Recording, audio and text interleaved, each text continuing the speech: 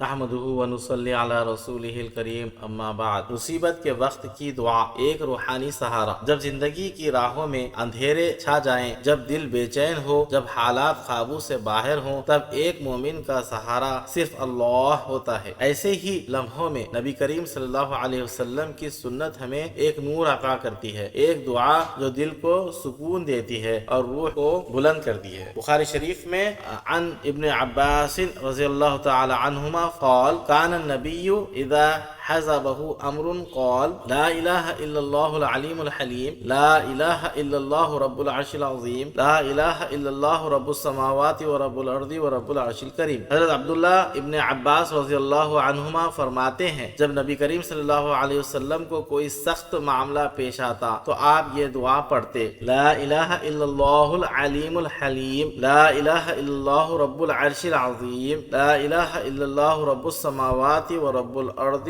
ورب العرش الکریم۔ یعنی اس کا ترجمہ یہ ہے، اللہ کے سوا کوئی معبود نہیں جو علم والا اور بردبار ہے، اللہ کے سوا کوئی معبود نہیں جو عرش عظیم کا رب ہے، اللہ کے سوا کوئی معبود نہیں جو آسمانوں کا رب ہے، زمین کا رب ہے اور عرش کریم کا رب ہے۔ یہ دعا کیوں دل کو چھو جاتی ہے؟ یہ اللہ کے علم و حلم کو یاد دلاتی کہ وہ جانتا ہے اور برداشت کرتا ہے۔ یہ ہمیں عرش عظیم کی طرف متوجہ کرتی ہے جہاں سے فیصلے صادر ہوتے ہیں۔ یہ ہمیں آسمان و زمین کے رب کی طرف جھکنے کی دعوت دیتی ہے جو ہر چیز پر قادر ہے۔ یہ دعا صرف الفاظ نہیں بلکہ ایک روحانی سہارا ہے۔ جب آپ اسے دل سے پڑھتے ہیں تو گویا آپ اللہ کے دربار میں اپنی بے بسی پیش کر رہے ہوتے ہیں، اور وہی دربار ہے جہاں سے راحت، سکون اور فتح آتی ہے۔ وآخر دعوانا ان الحمدللہ رب العالمین۔